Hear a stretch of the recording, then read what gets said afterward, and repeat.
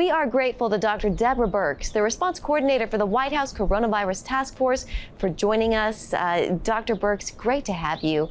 You know, it's a question on everyone's mind. How long could this semi-quarantine go on for? What's your best guess from a medical perspective? Well, that's a great question, and welcome to your audience from cold Washington at this moment. So we're looking very carefully at the information that has been coming from countries around the world, as well as our individual states and counties that are reporting. And integrating that data is what we do every day so that we can take that to the vice president and president for decision making. And that's really one of the key roles of the task force, is to be looking at all of our information and getting the best interpretation of that information to the president. You know, this administration, as you know, has been roundly criticized for its slow rollout of testing in the very beginning. Since then, though, you've said that just in the last 8 days, the U.S. has actually done more testing than South Korea did in 8 weeks. Was that criticism fair to begin with? So I understand why people were concerned at the beginning. I think what we did was the thing that we had always planned to do within flu pandemics, is use the flu surveillance platform.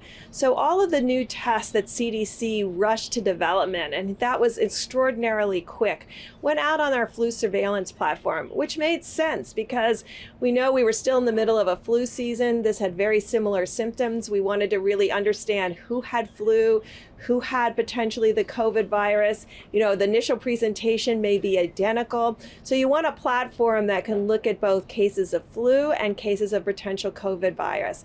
That platform, though, can only put through about maybe between 12 and 20 tests a day. So that was not going to be a platform that could run the 75,000 to 100,000 tests we would need a day, and even greater than that potentially. So immediately, the president called in the commercial private sector, and we adapted all of those lower throughput tests to a high quality, high standard test that's now running on multiple platforms around the country. That has been extraordinarily helpful. I think yesterday we probably did close to 60, 70,000 tests.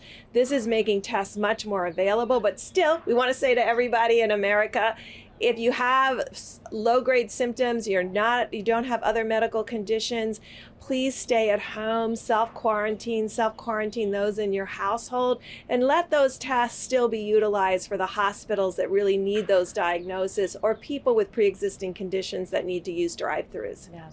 You know, the faith community is very active within their local communities. Dr. Burke, what's your direct message to them during this pandemic?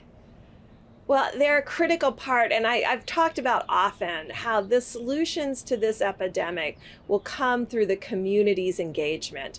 And so last week I was privileged to have a call with several hundred faith leaders on this topic, because faith leaders are trusted within their communities. They're a critical information platform that goes out to all in their community. And it also provides that, even though we're socially distancing, prevents social isolation. So the faith community has a really critical role to play in community after community, both giving out accurate information and important information, but also ensuring that everyone in the household feels part and engaged in their community, even though they're in their homes themselves. You know, Easter just around the corner. The president says he'd like to get the economy up and running again at that time.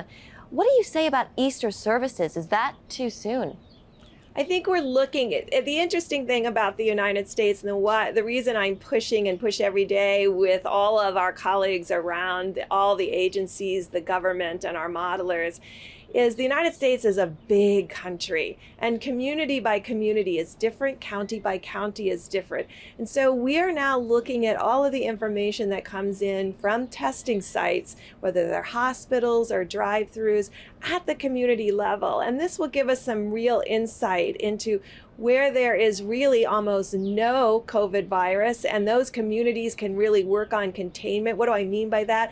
When you find someone that's positive, you put them in quarantine, you contact trace. There are still counties that can do that. And then we have some large metro areas where the number of new cases are rapidly increasing. Certainly New York is one of those, where about 55% of all the new cases are coming from the New York metro area. So these decisions about these decisions will need to be highly tailored in a granular and laser-focused way to ensure we continue to protect those that we know have the most serious illness. The 15-day period the coronavirus task force has suggested, coming up here quickly, what should we reasonably expect moving forward after that? Well, I think whatever the Americans do over the next 5 to 6 days is absolutely critical. And that's why the president and the vice president in every press conference talk about how proud they are of how Americans have responded to the call of how to stop the spread in 15 days. Those items are very specific. It calls on every generation to do their part, from the Generation Z all the way up to our greatest generation. Everybody has a role to play. Everybody is critical in the response. And if Americans really heed those guidances over the next week, we do believe that we can make tremendous progress. How would you describe the job President Trump is doing behind the scenes and in front of the cameras during these daily briefings that we're seeing? What's been your perspective, Dr. Burks? He's been so attentive to the scientific literature and the details and the data.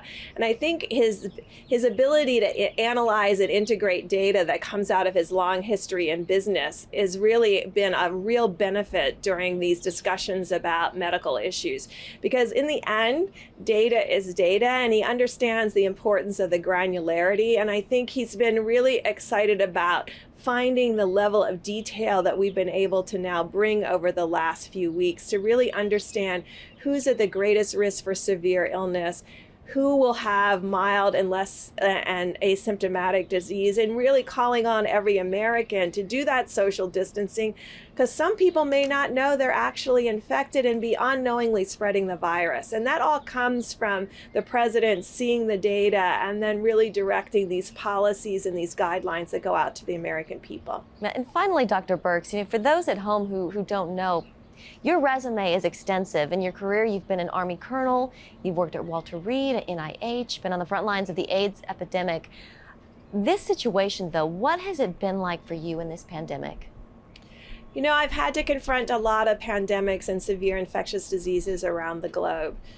I was at the front lines with many of my colleagues in the early 80s when we were confronted in the military with a lot of sick soldiers in their 20s and 30s dying from a mystery disease.